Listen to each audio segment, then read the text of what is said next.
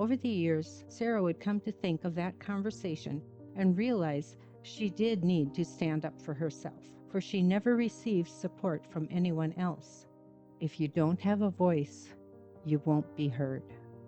Hello, you are listening to In My Words. The book I am reading from is titled The Monster We Call Dad by D.A. Riles. This book is not intended for young readers. After each reading session, I will briefly give information about a chosen plant. I hope through my words you will gain insight, knowledge, and a deeper appreciation and understanding of this mysterious and intricate world. Though the road may be long and hard, compassion and beauty can be gained through the enjoyment of nature and experiencing its wondrous gifts. Thank you for joining me. Chapter 32. Another school year. A new school year began. Sarah was feeling comfortable with her school, even though she never had anyone to play with. The days came and went as the year continued on. Home life was the same as usual. Punishments and beatings were a never-ending cycle. Sarah was always prepared for some form of brutality, whether it was from the intruder, a neighborhood child, or the monster. Yet, as second grade was coming to an end, Sarah wasn't prepared for the new threat to her life. Taking her seat as usual in the classroom, Sister Jessup, Sarah's second grade teacher, rose from her desk as the morning school bell rang. Seeing a tall girl standing next to the teacher, Sister Jessup said, "I would like to introduce you children to a new girl in class. She just moved here from North Carolina." Patting the blonde-haired girl on the shoulder, she continued, "Please welcome Clancy Dansky to our class." The children clapped their hands as they were taught to do and smiled to the new child. Sarah wasn't sure how she felt about this girl. There seemed to be something in Clancy's eyes that gave Sarah pause. Wanting to get along with the new girl, Sarah thought she could win her over and become friends with her. But as the day advanced, Sarah found out firsthand that Clancy was mean and most certainly didn't want to be friends with Sarah. Being nearly 1 foot taller than Sarah, which didn't mean much since Sarah was almost the shortest person in class, Clancy towered over the smaller girl and soon took advantage of her height. Standing in line, waiting to go out to recess, Clancy pinched Sarah.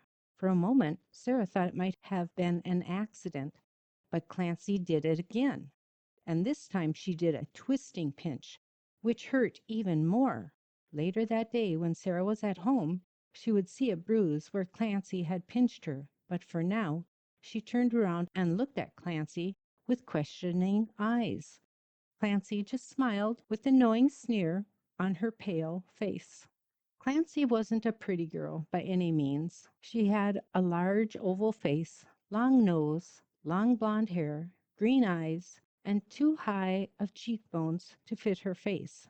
She wore her hair pulled back into a braided ponytail. One could also see how her ears stuck out further than usual for a child.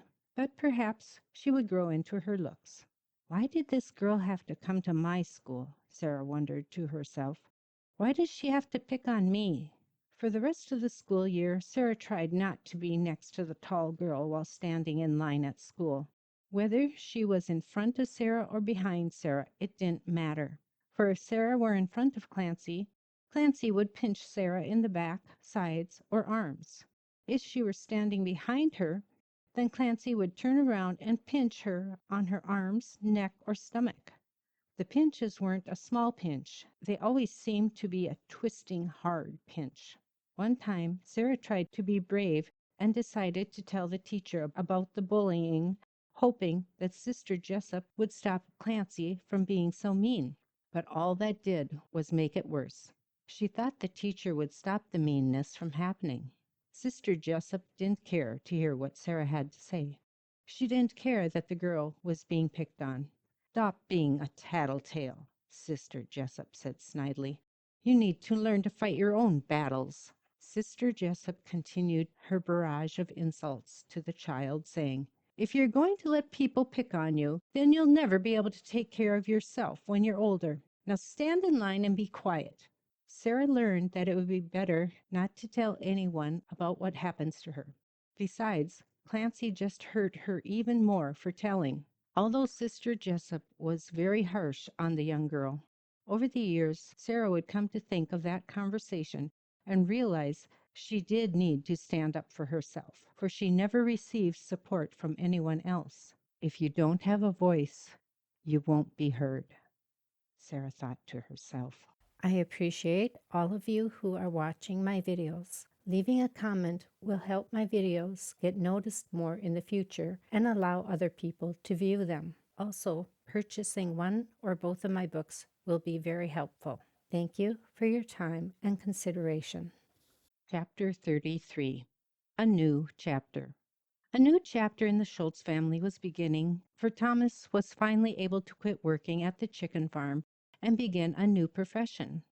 Thomas was looking forward to tonight, for he was finally able to leave the SH hole, as he called it, and move on to something more suitable for his personality.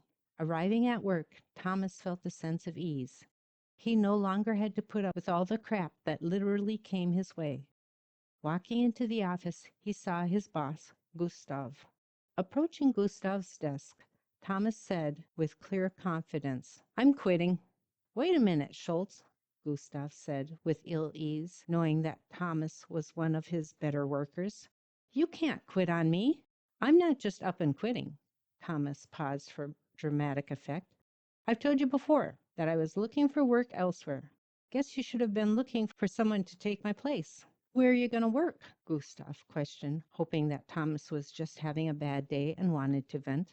"At the prison," he replied calmly. "You think you can cut it there?" Gustav baited Thomas to see if he really meant what he said. "Yep." Thomas began to feel a little irritated, for he knew that Gustav was trying to make him feel bad for leaving him holding the bag. "Remember, you may think this is a hard job, but they'll kill you there." Gustav pushed a little harder. He didn't want Thomas to quit. He was a hard worker, sometimes a bit difficult, but still put in a full day's work. "Not going to happen," Thomas replied, and then added, "I'll be finishing out the week, and then I'm gone."